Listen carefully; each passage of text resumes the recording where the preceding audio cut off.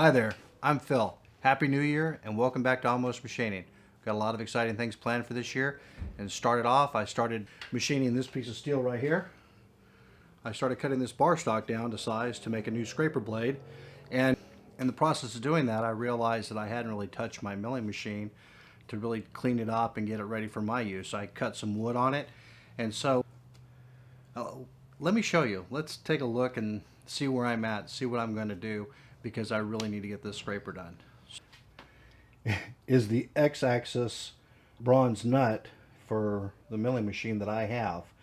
When I bought it, I knew that there was a lot of backlash in the nut, and it was a concern of mine. And so as I was milling the piece of flat bar flat, I thought, man, there's a lot of chips built up behind here because we didn't have any of the weight covers on. So I was being very careful of that, and I took a look and I wanted to clean that up. Well, I looked underneath at the screws and saw a lot of chips connected to them.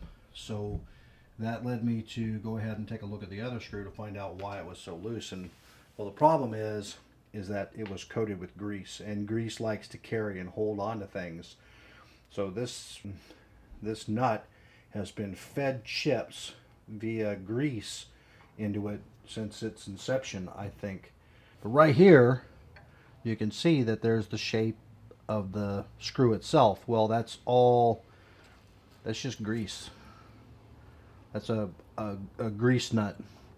And that's not what you want to see on your machine. So a light oil, a whey lube is going to help assist in letting those chips fall off your screws before they get into the nuts. So here's what's going to happen. I'm going to go ahead and finish pulling the cross slide off of this machine. I'll put it on the surface plate. I'll glue it up. I'll take a look to see if there are any high spots. My plan in the future is to fully turkite this machine, but for now I just want to see if there are any high spots, get rid of those.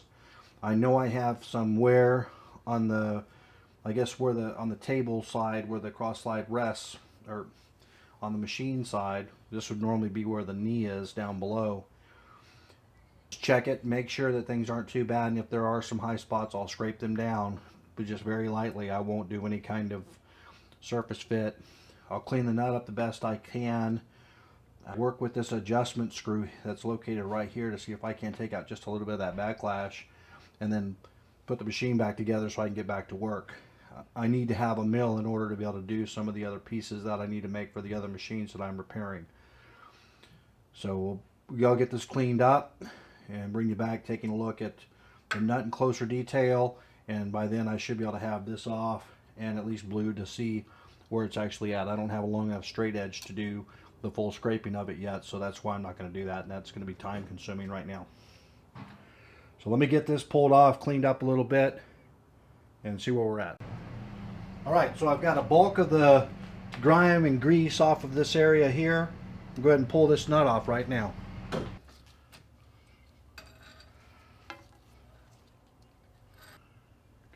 inside there. That's where that grease has been carrying those chips in. And this nut it's no longer an Acme thread, that's for sure. I hadn't really used this machine.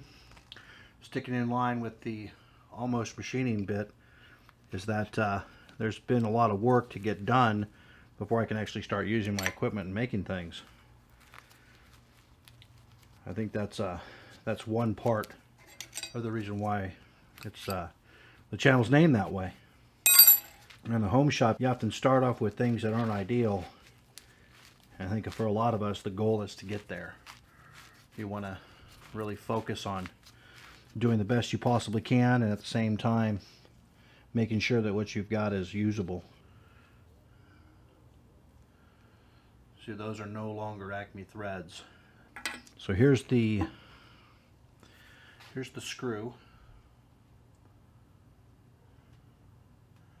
and it looks pretty good. And then if I go ahead and put the nut on it, this is at the end that probably never touched it, but that's a substantial amount of wobble in play. Let's see if we tighten that up just a little bit, see if we can't make this just a little bit better.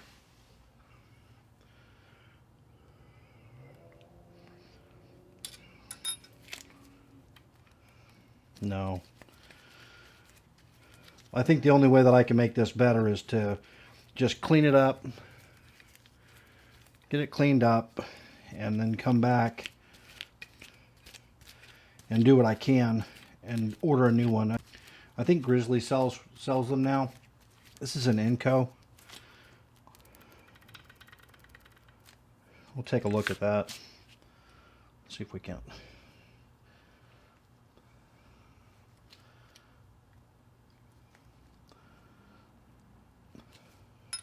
I'm not wanting to obtain. That's a little better. It would just be something to hold the time, right? When you have something to do, you want to be able to get it done. That's substantially better. Maybe if I cut this back a little further, I'll take up a little bit more of that play. It won't be completely ideal, but it's not nearly as bad as it's going to be if I just leave it alone. So this is one of those things you're going to want to fix. That's too much. So let me get this cleaned up. I'll pull the carriage off and blew it up and see how that looks.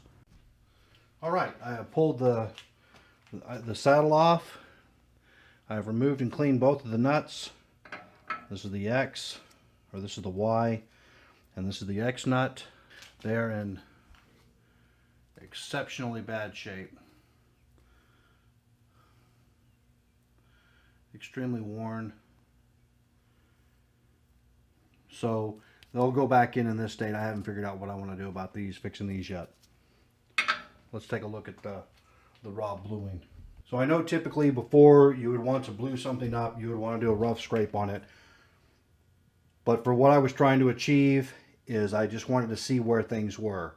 So on this part, I have a little touch here, a little touch here, here, and here. This is where the X would be sitting. And then for Y, I have a little bit here, a little here, a little here, and a little here. So what I'll do is I'll do just a light scrape to see if I can't just pull this in, get a slight pattern on it, get it back on the machine, and get it back together to where I can finish the parts. I plan on trying to keep things a little bit short, and I'd like to say a huge thank you to Randy Richards, who helped me out with the motor rewind. He gave me some good ideas, some good pointers, and I look forward to getting this back together and finishing up that scraper blade. Thanks for watching. Please subscribe and like.